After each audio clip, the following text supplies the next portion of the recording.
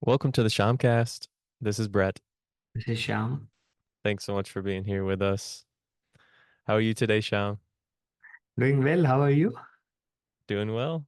Becoming a little more settled with this new place. Yeah. Yeah, you're more maybe like more permanent location at Yeah, Krishna Community Center. Is that an office? Is that a bedroom? Which that's an which room? office. An office room. Very nice. Well, there's a lot to choose from there. It is a very big church. So there's many, many rooms. See, my experience is in 1 or 2 years, this will look small to us. Yeah, we'll be looking for like a Walmart or something next. Right. So, I think I'll just start. I think I forgot to mention actually last time that we're in chapter 4. I know that we discussed a verse from chapter 4, but I think we had just, failed to mention that, we were sort of moving from the Karma Yoga chapter into chapter 4, which is called Transcendental Knowledge. And we discussed a lot about the word transcendental yesterday and actually the importance of having transcendental knowledge, just a little bit about that. So where we're going to go now is not far from that verse. We discussed chapter 4, verse 9, and we're going to be talking about verse 11 today. So um, I guess I will just go ahead and read it. Oh, actually, Sham, I'm not sure if I can hear you anymore. Is your sound maybe get turned off?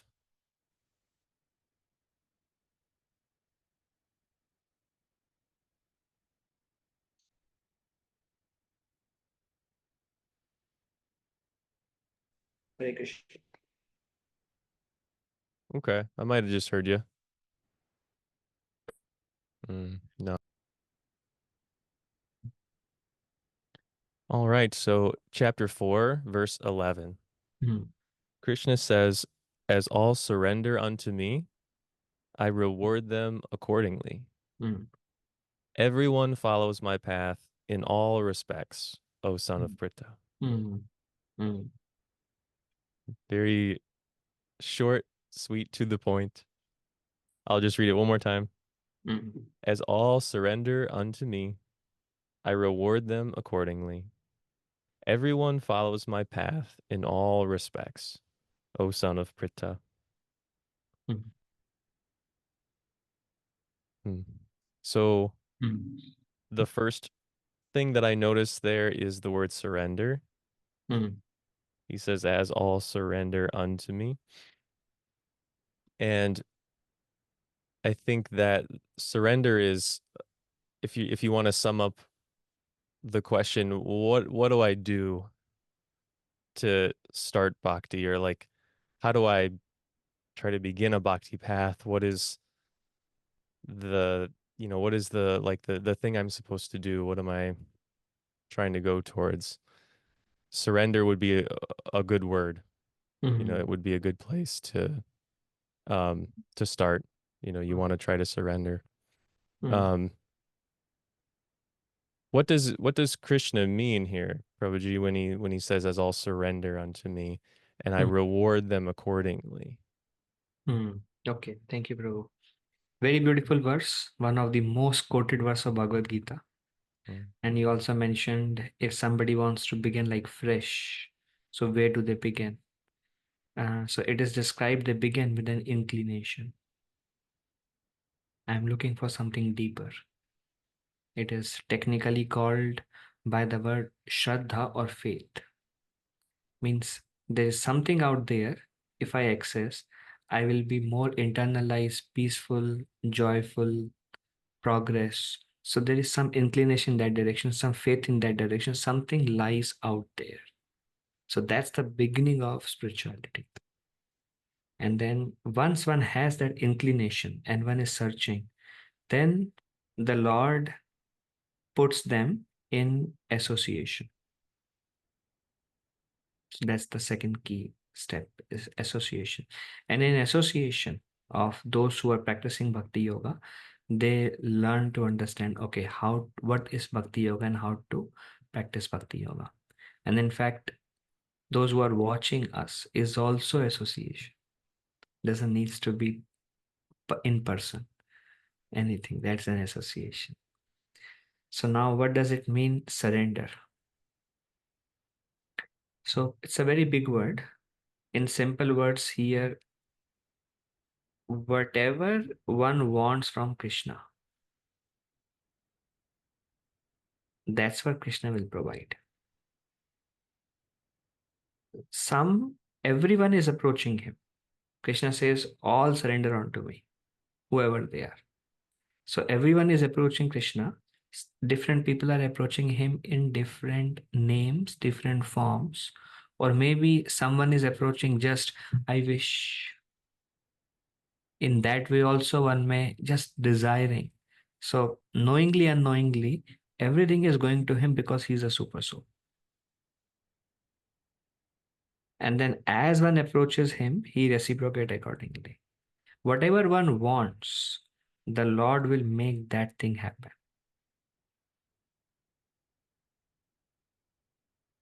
And now we can expand on it.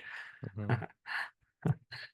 Yeah. Let's Sorry, see. I wanted to Some, let you finish because I feel like especially as I go back and watch these, I feel like I sometimes interrupt or sometimes there's also a little bit of a lag between our um just like our screens or something, and so I want to make sure that you finish Hmm, speaking.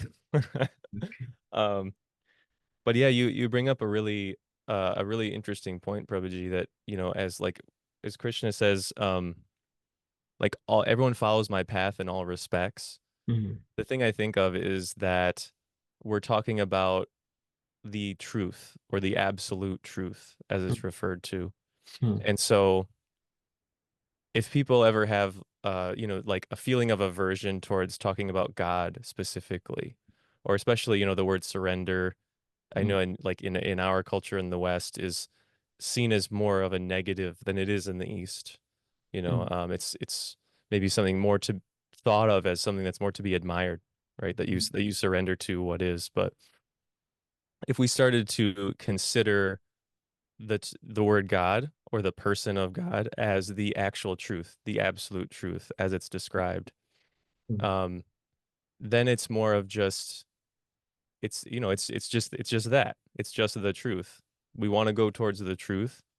As you said, the first thing on this path is an inclination. We just have this little inclination. I want to know the truth. I want to get to it. I want to know what that is. I want to get closer to that. And if we carry that understanding with us that, it's just the truth that I'm after. I just want to hmm, know what the truth is. hmm, Um, then I guess we have to be just open to what happens next. hmm, It might not be the thing that we thought it was going to be. hmm, A lot of times that's not how the spiritual seeking works. hmm, You think one thing's going to happen, something very different ends up happening, but you do end up getting what you want. hmm, Um, a very it's sort of it's amazing to realize it and on different levels to really consider that, um, what you actually want is what you actually get, hmm, in some form or other. And if you want to get closer to the truth starts revealing itself to you in little ways. hmm, You start to get closer. Some people find, like you said, the second stage is association. hmm, So once you have that inclination, I'm looking to figure out some more about what this truth is, you start finding people, or people start finding you who are also on a spiritual path. And, you get involved in different communities, or hmm, you start meeting people who have similar inclinations. hmm, And together you go further. hmm. Um, yeah, Yeah. Can we yeah, think of you know, little little stuck there, I guess. But anyway, can we think of some example of as one approach me, I reciprocate accordingly. Mm.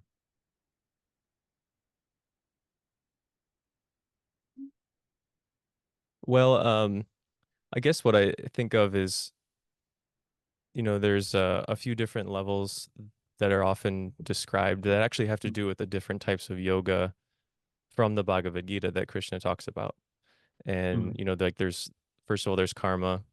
mm, Um, so not actually karma yoga, but just karma, just action and getting the reactions. mm, Um, so, I guess, there's that level where when mm, we want things in this world, mm, you know, we we move towards attaining them. mm, We carry a desire to, mm, say, for example, we carry the desire to be wealthy, mm, and we think about it all the time, and mm, that desire grows and grows. We're mm, going to start doing things to get towards that goal. That goal, mm, like we're moving towards that. mm, Um, whether we realize that this is being given to us or not, it's still mm. going to happen, right? Um, So question here is, if I want to become wealthy, mhm. so is it based on my strong desire, or it also has an effect of what my karma allows? Mm. Well, I suppose it would be your karma is sort of the thing in the first place that's causing that desire. So your desire is arising from your karma. But then if I understand what I've learned correctly, your karma will allow only a certain level of attainment, or like your desires can only be accomplished um as much as your karma allows. So Mm, I know, like, what you have said in the past is, mm, um like, you can think of God as, not the one who's doing all of these things, but the one mm, who is allowing things to happen or not. Sort of like mm, looking at your past karma and saying, okay, you mm, want this? Well, let's just see if you've earned it yet. mm, And if you mm, have, okay, you can have it. And if mm. you haven't earned it yet, nope, not yet. Perfect. You got to do more. Mm. And desire also may arise from association. I see somebody who is very wealthy and he has lot of, say, following, or everybody bows down to him, or whatever he says. There are many servants who are doing everything he says. I may be attracted to that, and that association may give me a desire. Oh, I want to become rich like him. It may come from my past karma also. It may come from my association also. There are many reasons that can trigger that. But how much it will be sanctioned is based on what my karma allows. Mm. And so, how do we think of surrender then, Prabhuji? It seems to me like Yeah, Krishna is using surrender as like this measuring stick. Like yeah, the amount that you surrender yeah. is sort of, the I guess the reward that he gives you, because he says Yeah. he rewards people accordingly, is, I guess, how close you get to him, how close you get Mm, to the truth. mm. Okay, Prabhu. So one example I remember, I was meeting one lady in Muskegon. So she worships a Greek god. So, and then she has certain desires and she prays to the Greek god, and her desires become fulfilled. And she has developed more and more faith in the Greek god. So one who is trying to find the truth in some form, it is the Lord. It is said, the Krishna says in Bhagavad Gita, those desires are fulfilled by me, but I make them feel that it is that personality whom you are worshipping has fulfilled your desire. So someone is approaching the truth in a particular form. He reciprocates accordingly. He does not force himself upon them. Like somebody may approach that God does not have a form and I want to worship God without a form. Then God will reveal himself in his formless way, something like divine light without a form. And they will feel like, oh, this is how God is. This is what God is. So, how we want to approach him, in whichever way we want to see him, experience him, in that way reveal himself to us.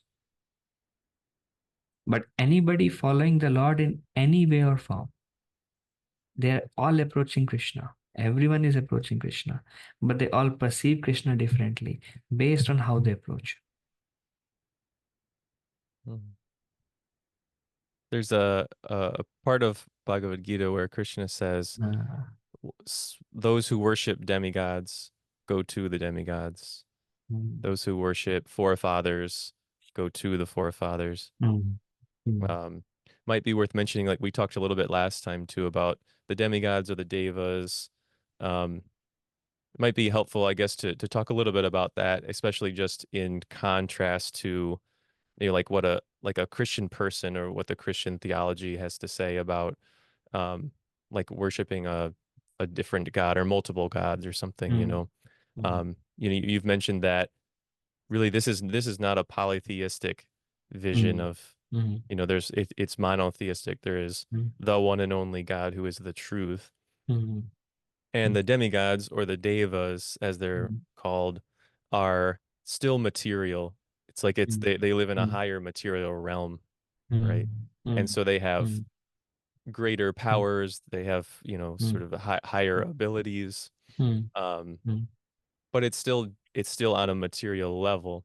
mm, And so it's compared, Srila Prabhupada compares to, like, in this world we might sort of have a worship in a way of mm, the boss of a company, the mm, CEO, mm, um, somebody who has a lot of power because we mm, want to get things from them. And mm, so if we try to get closer to them, we try to win their favor, mm, we're going to end up getting more of those things that we want. mm, mm, And mm, so, similarly, there are other beings, even like, for example, Christians believe in angels, mm, um, archangels. There are many different types of beings that mm. different religions and traditions describe, that are, you could say, in a sense, higher than They are than mentioned as apsaras in our tradition, those angels, Apsaras. or like Oh yeah, yeah. Okay, I know that heavenly word. heavenly goddesses. Yeah, Yeah, they are there's higher Apsaras. beings. So there's also Kinnaras. Uh, What's a Kinnara, Prabhuji? well, there are like seven types of higher beings, Okay. and even the ghosts are one of them, the spirits. So everyone is trying to approach. Some approach ghosts, some angels, and some these. They call it like Siddha Purushas. They are called Siddhas, or like they can go wherever they want by their mind. They can come in somebody's dream. So they are approaching them. So different people are approaching different people in this world, and they are considering them as the absolute truth. So the Lord sanctions that also. Mhm.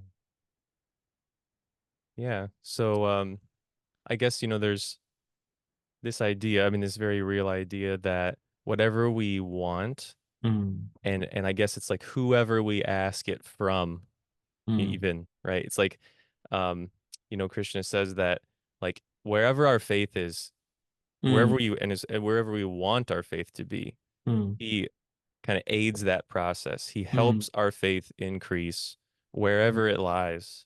mm, So if we really are like, if we say, for example, that a particular god, say, I think Zeus is the head of the Greek gods. And mm, so we say, if you say I worship Zeus and I asked for this thing and it was given to me, now my faith in Zeus is even greater now, right? Or if you say I asked for this from Krishna, Krishna gave me this. If you say I asked Jesus Christ to give me this, I received it. I saw, it was reciprocated. Now my faith mm, is greater, right? So wherever your faith is, he says, mm, I just give it to you. mm, Or like I help that faith increase. mm, mm, Um, and I guess I'd like to maybe talk a little bit more about one of the points you made earlier, which was that he doesn't force, mm, you know. Um, it's interesting that this verse says, I reward people for surrendering to me, but then like I don't force them at all, you mm, know. Um, mm. that's a And very interesting feature. Can you, yeah, talk about that? another thing I wanted to describe is if they are surrendering to apsaras or like Jews, Jews. the Greek god, head of Greek god, Zeus, yeah, Zeus. yeah. If they're surrendering to Zeus, then they are also surrendering to Krishna because it is Krishna who is acting through them. Anybody has any power or opulence or beauty, and if they're surrendering to that, that is given by Krishna. Like Krishna, there is a chapter, 10th chapter, which says the opulence of the Supreme.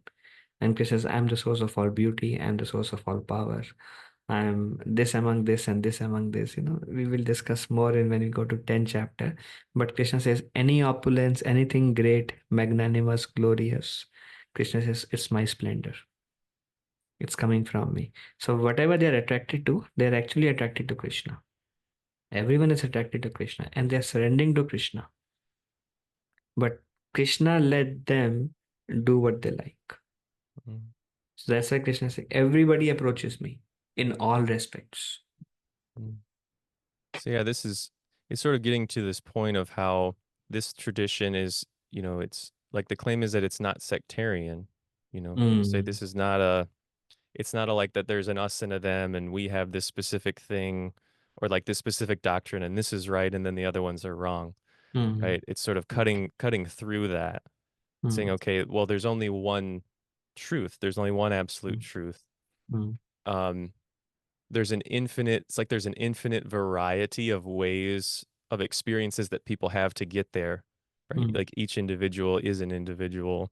mm, Um, and so even when people say things like, well, everyone has their own truth, or like the truth appears differently to different people, like that's all included in this absolute truth, mm, right? Which is God. mm, mm. And I guess, I'm wondering from you, so I like personally, I tend to think that say, in whether the Greek tradition, Roman tradition, you name it across history and across the world. I mean, people have different experiences of the same God. Mm. Um, I guess maybe it sounds strange to say, well, Zeus is the God of the Israelites, who is Krishna. But I mean, I guess that's sort of how I see it. It's just that there's one God and everybody sort of Yeah, experiences that God yeah. differently.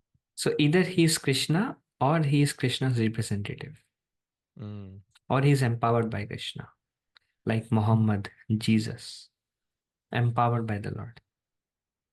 And some may be some, like for example, Islam. So Muhammad came and he said, Allah is God. Then Allah refers to Krishna. Like Jesus said, Yahweh, Jehovah, they are God. Then they refer to Krishna.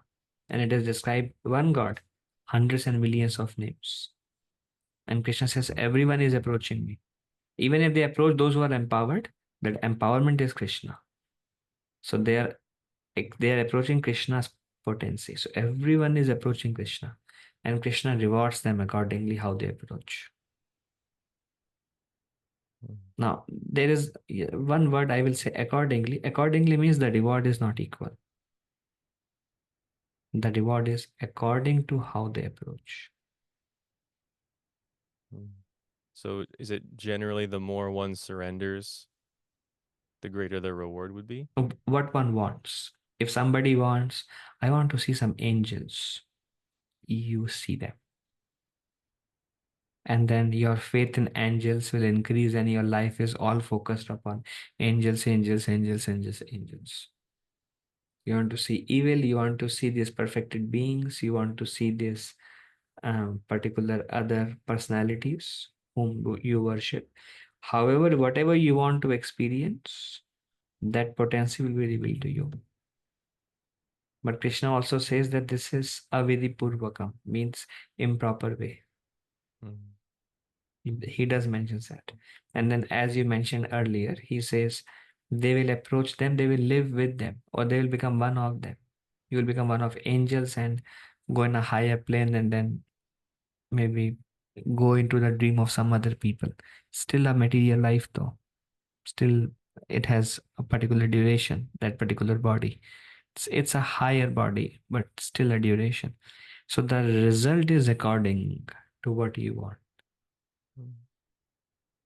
So seems like, Krishna he's describing surrender then as like the greatest. maybe the greatest desire one could have, or the greatest, thing Mm. one could do if you totally surrender, right? Mm. According to this verse, then the reward would be the very highest reward. Ah, yes. And later on, Krishna says, surrender unto me alone, because everything emanates from me. So he clarifies that. But then he also does not restrict anyone. When he comes to knowledge, he gives the knowledge. But then somebody is approaching knowledge, he's giving it. But somebody is approaching anything else, he's giving that also. Why they have this conception, he is giving that also. So he's telling us everything. And then he's not forcing. He's just giving knowledge. And then he later on he tells Arjuna, you do what you like, Arjuna. So he's not attached to the results of his activities. He's giving knowledge and he's like, you decide. You asked me some questions, I answered you. You do what you like. Mm. Why wouldn't he force us? Because love cannot be forced. He wants us genuinely to love him. Approach him with our free will. For example, we cannot kidnap a person and say, you have to love me. Like, for example, like there is a saying now, a child takes the money and he buys the chocolate and he comes to the father and he says, Father, you taste the chocolate first. The first one is for you. So the father is very happy. But the child has the free will to take the chocolate and eat it. The father won't mind. But if he gives it back to the father, that's a symptom of love. The father is very pleased. So in that way, Krishna gives us everything. And then somebody approach him out of love and acknowledges. Krishna is like grateful. Otherwise, he doesn't force. Mm. I was just thinking, a lot of times in religious contexts, we're described as children of God. Mm, There's a very well-known quote from the Bible that I don't know exactly, but um, something like, unless you become little children, or unless you become as children, you won't enter the kingdom of God. mm, mm, And it's it's almost like we're sort of like demanding that God treat us as adults, or that, mm, like, I'm not a child anymore, I'm grown up, and you have to treat me like I'm a mm, grown up. I want my independence.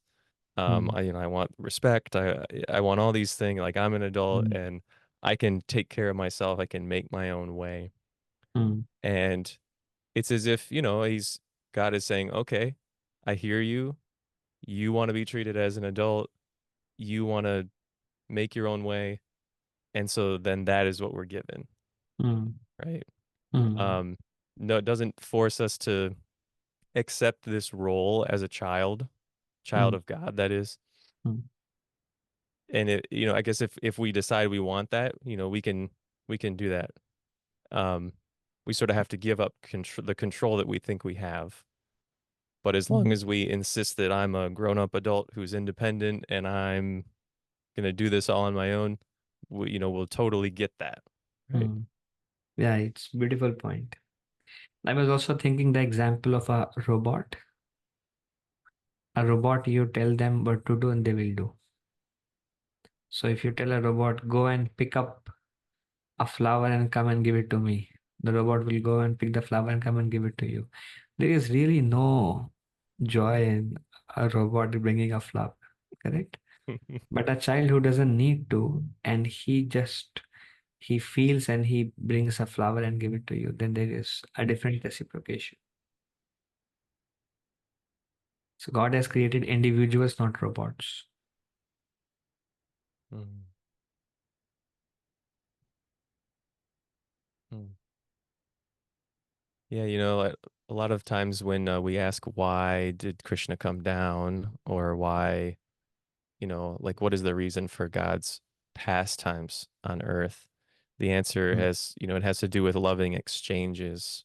That's really, the only thing that he's looking for mm, with us is to have, a loving exchange. And mm, mm, I've started to just see that more as the reason that I'm here, the reason, like what the goal should be behind my relationships with people, and even just all the little interactions that I have.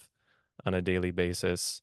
I'm just mm, starting to see that more as it's really you just want to have some loving exchanges. You just want to have a mm, nice interaction. mm, You want to show love towards people. You want to help mm, and serve them at, wherever you can. mm, And I guess that's just sort of the point, right? Like that's what he's mm, doing when he comes down, mm, and that's what he wants us to do with him. mm, And yeah, that's kind of it, right? mm.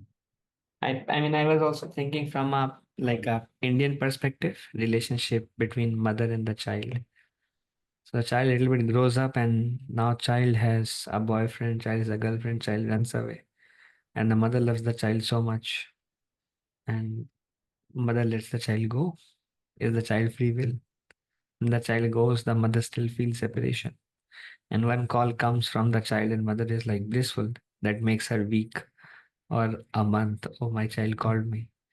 That and that love, she really wants the child to love him. She loves the child so much, but she leaves the child based on. And if the mother forces, it won't work. If she says the child, you have to call me every day, and then the child gives a call every day at the same time, then he'll feel like, when will I gonna come out of this? And she will also not be happy with that little phone call, even she receives every day. She knows that there is nothing in this. It's mechanical. But then when he calls and feels separation, and there's actually love. Yeah. Can you talk a little more about separation, Prabhuji? It's stressed a lot that, the mood of a devotee is a mood of separation. You sort of start to feel more as you go along. You feel Yeah. very separate from the divine. And so it sounds like you're also describing that maybe like, God always feels separation from us. Because he loves us and our love is distracted. His love is focused on us. Like, for example, think about somebody we have loved in the past, and those who are audience, maybe their children. I know one father. The family went to India, and the father is like, "Oh, my children." And then when a call comes and he hears, he feels very happy. So separation, or somebody we have loved, and they are separated for us for a few weeks. They go away, and then we feel, and then when we meet them again after they come back after a few weeks, we feel like life is coming back. Otherwise, we survive based on a small interaction with them on daily basis. So separation is symptom of love. When we love somebody and they're not with us, separation will come. But then neighbors may be there and we have no love for them, and then we don't meet them. There is no separation. There is no separation when there is no love. So uh, when we revive our love, separation will come, because then we want to be with the one whom we love. But when the love is not awakened, then separation is like more like a, a desire only. Mm. And so I suppose to actually get reunited requires total surrender, right? And so Yeah. that's the reward, or I guess the reward that Krishna is describing, or one of them, right? It's a very high reward. You have to totally, once you surrender, then you can come to me, as he says. Mhm. So there is the surrender is surrendering to what will help me awaken that love. And Krishna says these things are favorable, these things are not favorable. And when we do things which are favorable, like association, reading, chanting, so these things are favorable. And then there are things which are not favorable, and then we avoid things which are not favorable. Slowly, to the extent our heart becomes pure, the love is awakened. It is said that love is there within all of us, but it is covered. So it's like there's a huge light, like, or you can say, like, very bright love, extreme stage of love, but covered. You see from the top nothing, dark. But the more it is cleansed, cleansed, cleansed, we see like, oh, there is something, clean some more. Oh, there is a little bit more, clean some more. Oh, I see some more. And when all the layers are removed, we are absorbed in that love. So Krishna says how to remove those surfaces which are covering us. And surrender is to do what the recommendation he is giving us, how to remove those layers. That's surrender. Hmm. We need humility as well, right? I Yeah. guess I'm thinking now just about how if we can somehow or other reach a point where we actually have we develop this desire, I want to be with the divine again. I want to, kind of realize who I really am. Um, as you say, it's always described that there's all these layers. There's like layers of conditioning, Mm, as we go along and we mm, develop all these desires. These desires mm, increase. We become conditioned in so many ways, and we have to at some point just kind of stop and take stock of those things, kind of mm, recognize I have built up so many desires. I do have so much conditioning. So much of it is just out of my control.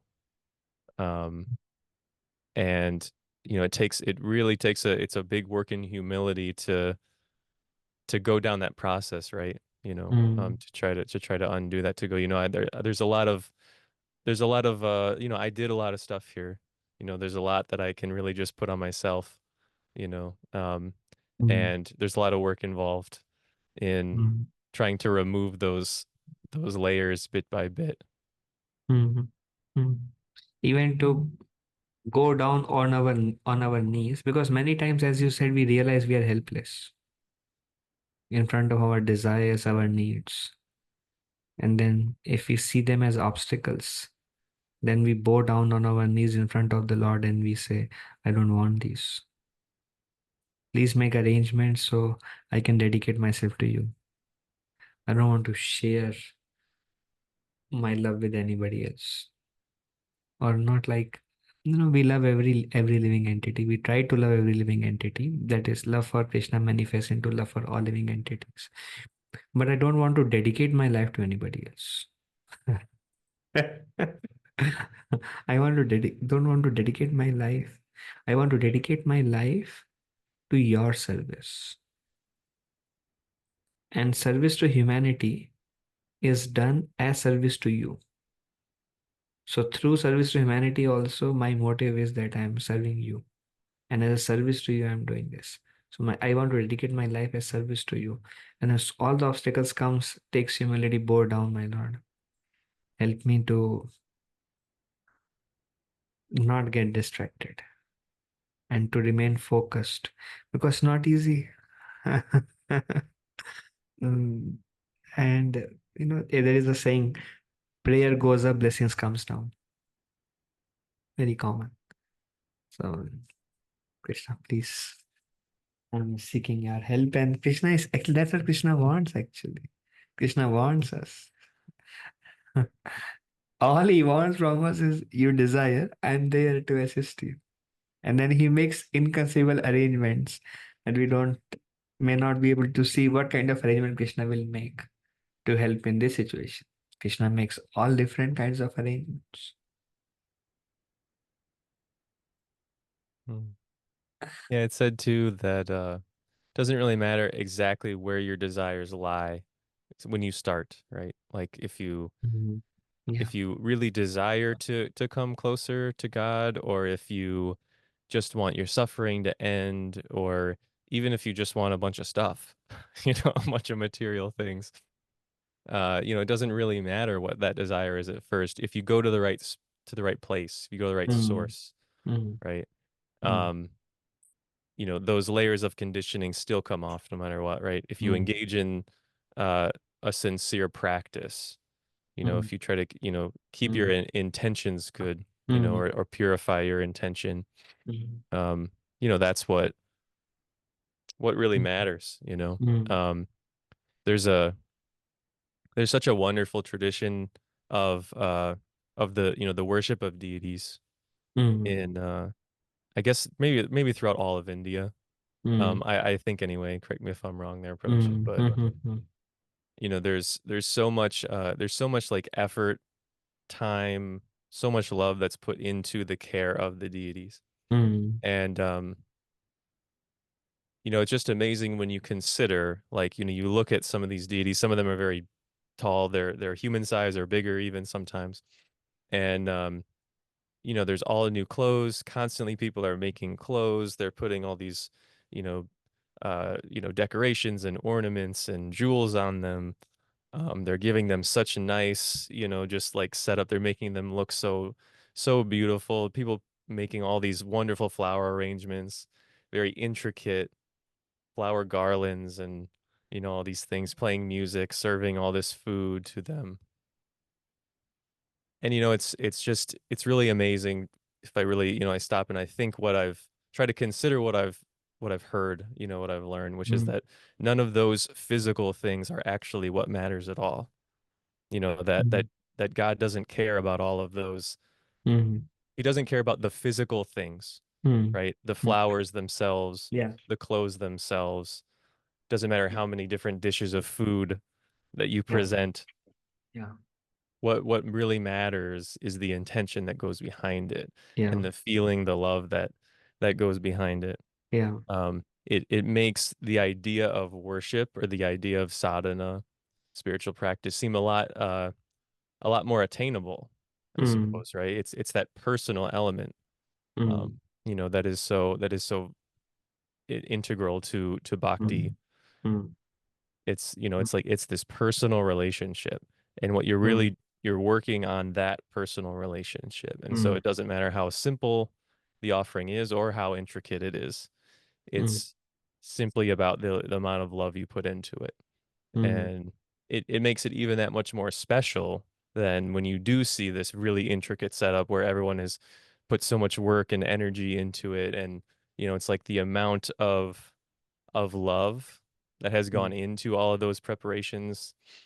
Like mm, when we have a Janmashtami, Radhashtami, Balaram Jayanti, Gaur Purnim, whatever festival it is, all of that goes into it, it just, it increases and increases mm, the mm, feeling of the whole group, the whole congregation, right? mm, Um, so anyway, yeah, just some thoughts there, Prabhuji, that it makes it, for me, it helps because I've tried to think of like how is God the most lovable, right? It's mm. like God is the most of like everything. So the most lovable, well, the most lovable one would take any offering, just wants feeling behind it, wouldn't force you to do anything, love you no matter what, you Mm, know, um, but is missing you if you're not mm, there, mm, mm, right? And just sort of wants that little bit of reciprocation, mm. you know. It's very fulfilling. Mm, Like I I was talking to Radhanath Prabhu, you know him. hmm He's one of our wonderful devotee who is part of our community. So he was mentioning every day they have, Govardhan stone. We call it Govardhan Shila. So they have two. So every day they do Abhishek or bathing to them. So I was thinking how wonderful it is. And then their child Vedanta, every day he cries, I want to do that. So father says, very good. You must cry for that. This is a great desire to Abhishek Giriraj Govardhan. So you must do it. This is your time to cry now. When you are ready to handle them, we'll give you. At least he's crying for these things. People are crying for toys and cars and chocolates. He's crying for Giriraj. This is beautiful. So I Mhm. was thinking, he's born in like he's a Spanish and his wife is born in California. And now because of the culture they have taken, the husband, the wife, the children, they all come together and worship these gods and bathe them every day. Discuss from Bhagavad. So it's just the acceptance of culture. They are so blissful. It's so fulfilling. If it is, then what mother did, she took a normal stone from outside, painted like Giriraj, Govardhan stone, and he said, okay, this is your Govardhan and you bathe them. He was happy for 1 or 2 days and then, no, no, no, I want that one only. Because he understood, no, this is fake. So this is how people take it up and it's so fulfilling. Initially, it's a foreign concept in the West, actually. But then when they experience it and there is some reciprocation, then they want to do it more because what can defeat the experience? Intellectually, we can defeat, but how will you defeat the experience? Mhm. So, just to be clear too, Proji, are you specifically referring to like to a form of deity worship? A form of deity worship. Hmm. Yeah. Yeah. So it's where essentially, it's not like I'm a worship of a physical object, right? It's Yes. understanding that God is all pervading. Yeah. So God is in each thing. And yeah, maybe if you could just explain the Yeah. concept of that a little bit too. So we cannot worship anything we like. There's a difference between statue or a stone and a deity. So people are very much against statue worship, and we also are against the statue worship. So we don't go to Walmart, get a doll, and come back and start worshipping. That's like crazy idea. That's like childish. So one time, Radhanath Maharaj, so he was worshipping the Radha Krishna deities in West Virginia, and his father came. And Maharaj was a brahmachari, like a renounced order. And Maharaj showed them, and Maharaj was cooking the food for them, making garland for them. And the father was shocked. The father said, "My son has grown up and he's worshipping dolls." He's so grown up. See how, children also, if you see, they get the dolls. So they put the hair on the doll. I have seen children have a doll bed. They put the doll on the bed and then they love playing with the doll. So, and then they have the small kitchen, a toy kitchen, and they cook something for the doll. In that way, these children have natural tendency. They buy doll industry is such a famous industry. So that's for children. Then Maharaj was mentioning you are doing the same thing. You're so grown up. And so Maharaj was explaining that these are not dolls, these are deities. So Maharaj, it doesn't make any difference. So for a person without much like in a Western culture, it's a huge cultural shock actually. They're not able to relate, they relate only to dolls. But then in the Vedic tradition, there is a process of pran pratishtha, which is basically inviting the form into that object. And it is said, and there is a whole process for it. So we cannot take any statue and start worshipping it. I mean, when you buy it from a store, it's a stone only. There is nothing more than that. But then when it is gone through that Vedic process, see, and this Vedic process is subtle. It's very hard to understand. For example, these mantras are described as very powerful. We can experience the divine through these mantras. So likewise, there is a process, Vedic process, and this process is described in Bhagavatam by Lord Krishna to Uddhava himself. That one should worship me in my deity form, and he says how to establish that form. So through those way, then the Lord is all pervading. But then he doesn't act, he is in a dormant state. He's present everywhere, but he doesn't reciprocate with anything you like. But when the Lord is invited into a particular form, then Prabhupada gives the example of um, um, USPS post box. So Prabhupada says, I can keep a box outside Krishna Community Center, painted blue and white, and say USPS. And then if anybody goes by and he says, oh, here's a letter box, and then he drops a letter, it doesn't go anywhere. It remains there for millions of years. Why? Because it is not authorized by the USPS post office. So you cannot put a letterbox everywhere and think just like others are getting delivered. Putting here will also, no, they have to be authorized. So this authorization is a process which is in Sanskrit called pran pratishtha. And that's how when worship is offered to them, it's accepted by the Lord.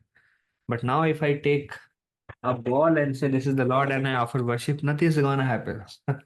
I make flower around it, I make eyes, I make nose, I do whatever, nothing is gonna happen. There will be no feeling. of divinity, or they will no experience. It will just be like a material activity actually. I won't feel anything. But then these deities are not like that.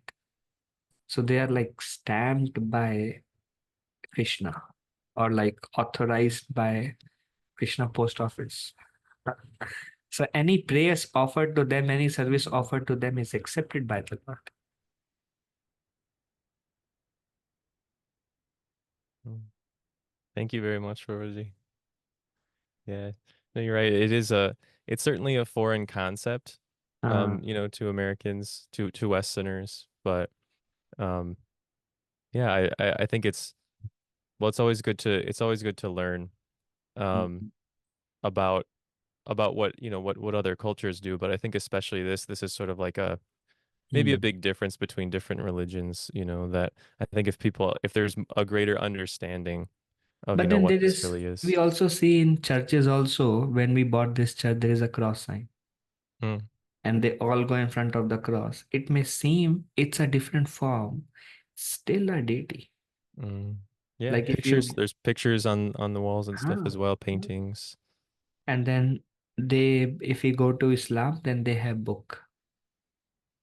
And if you go to the altar, they have a huge, like, uh, a huge mansion desk or something like very grand. And then they have this, I think their book is called, uh, um, what is their book called? Uh, In Islam, Prabhuji, uh, Quran. Quran. That's their deity actually. Just like we in our tradition, we say, na, Bhagavatam is not different from Krishna.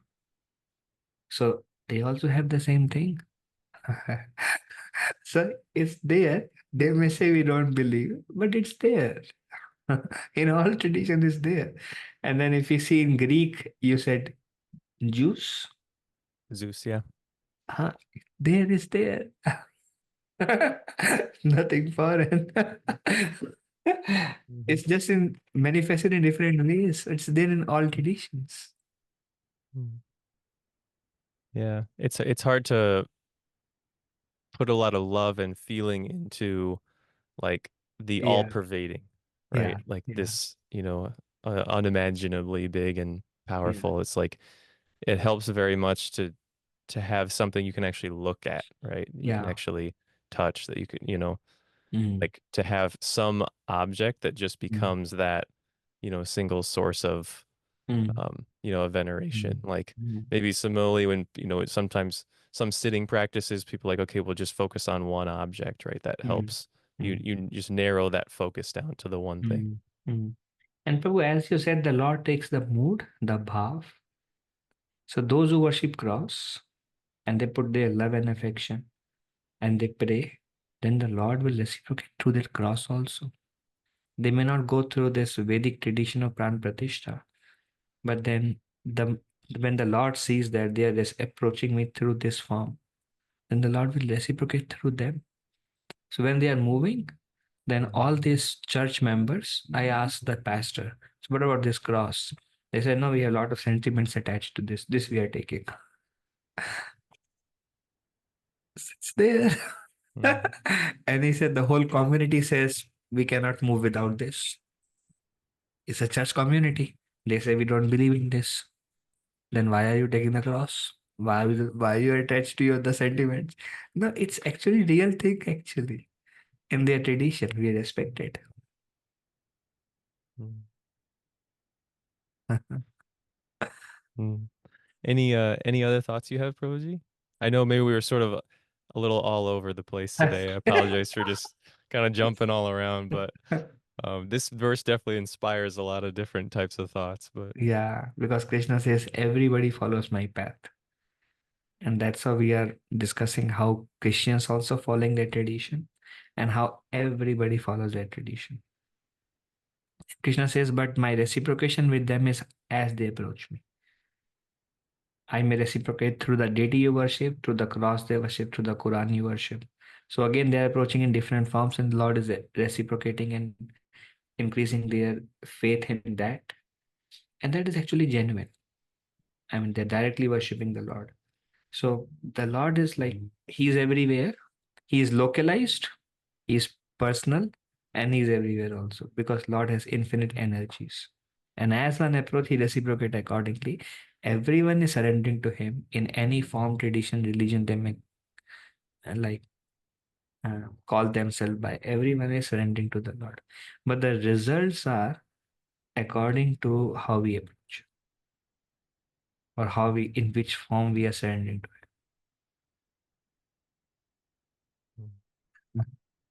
Well, may we surrender and approach a little bit more genuinely Um, day after day. uh, and those who surrender to the Lord in their heart, the Lord reciprocates through that form. And you don't need to be in front of any deity. You just close your eyes. Krishna, please help me. Help is provided. You know, some people surrender through the names of prayers offered through the names. And so many ways we can approach the Lord. Lord cannot be limited to one form of worship. But those which are bona fide and authorized will have the true benefit. All right. All right. Thank you very Yeah. much, Prabhuji. Thank you for joining and listening.